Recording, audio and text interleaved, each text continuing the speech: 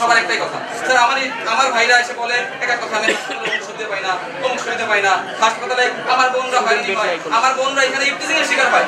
এগুলো দেখার দায়িত্ব কার? পরশুদিন যখন আমার ডাক্তাররা মার খায়, পরিচালক স্যার যে বলেন কি তোমরা মিউচুয়াল করে নাও, ডাক্তার কি তাহলে মার খাওয়ার জন্য এখানে আসছে? ডাক্তার কি মার খাবে? ডাক্তারদের মার খাওয়ার জিনিসটা দেখবে কে? প্রশাসন। ঠিক, আমরা এই জাস্ট 20-25 দিন আগে যেখানে আন্দোলন করছি এবং এই গেট ইমার্জেন্সি বন্ধ করছি, তখন সেনাবাহিনী আসছে, পুলিশ আসছে, সমাধান কোথায়?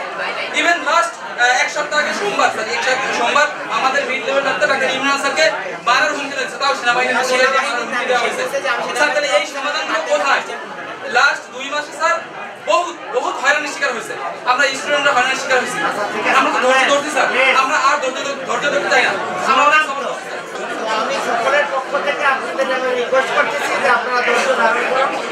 আপনারা যদি দেখেন যে আপনাদের আসামি গ্রেফতার হচ্ছে না, তখন আপনারা আমাদেরকে বললেন হয় নাই।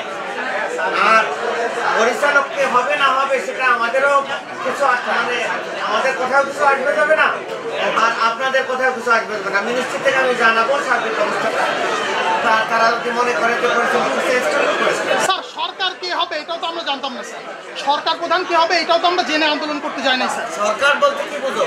যে সরকার পতন হয়েছে আর কি, ফ্যাসিস্ট সরকার। না, সরকার বলতে কি বুঝো? একটা গ্রুপ অফ পিপল, ঠিক আছে স্যার। সরকার বলতে মিনিস্ট্রি, মিনিস্ট্রি। আমরা এখন এই দায় এড়ানো যাবে স্যার? একদিনের ঘটনা না স্যার, স্যার এটা একদিনের ঘটনা না। আমরা আসছি আমাদের কষ্ট থেকে, আপনি আমাদের অভিভাবককে আপনি এটা বলতে পারেন স্যার। ঠিক আছে, কালু আসতেন কেন?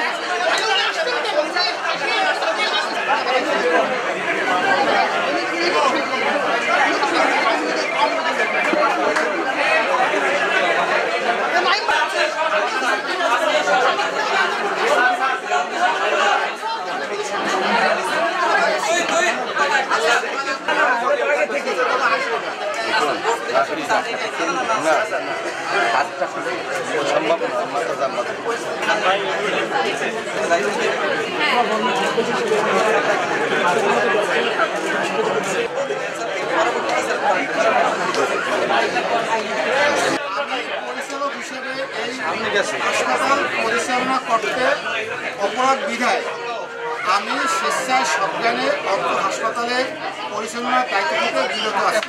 অবিলম্বে আমার দায়িত্ব হস্তান্তর করার ব্যবস্থা গ্রহণ করার জন্য অনুরোধ করেছি। আমার এটার প্রতি আবেগ আছে, ভালোবাসা আছে, থাকবে ভবিষ্যতেও। আমি এখন থেকে পরিচালকের কোনো কাজে আমি আর সেই সাথে আমাদের হাসপাতালে যারা রোগী আছে, তৃতীয় শ্রেণী চতুর্থ শ্রেণী কর্মচারী আছে,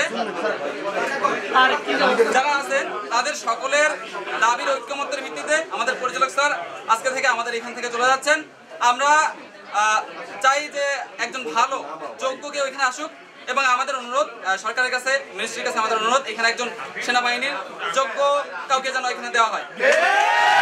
একই সাথে একটা কথা বলতে চাই, সেটা হচ্ছে আমরা একাডেমির আমাদের যে প্রিন্সিপাল স্যার, আমাদের কলেজের যে প্রিন্সিপাল স্যার, আমরা কানাঘুষে শুনছি যে আমাদের প্রিন্সিপাল স্যারকে সরানোর একটা পায়তারা চলতেছে, কিছু কুচক্রী মহল এই পায়তারা চালাচ্ছে। আমরা আমাদের প্রিন্সিপাল স্যারকে আমাদের ক্যাম্পাসে কলেজে চাই।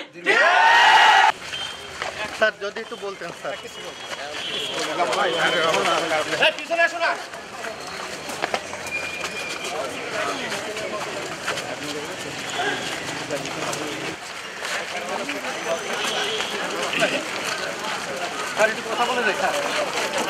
আমার মিনিস্ট্রিতে যাবে, এগুলো প্রপারলি যাইবে, সেখান থেকে ডিসিশন দেয়। আমি কাজে বিরত থাকলাম, কাজ পরিচালকের কাছ থেকে বিরত থাকলাম।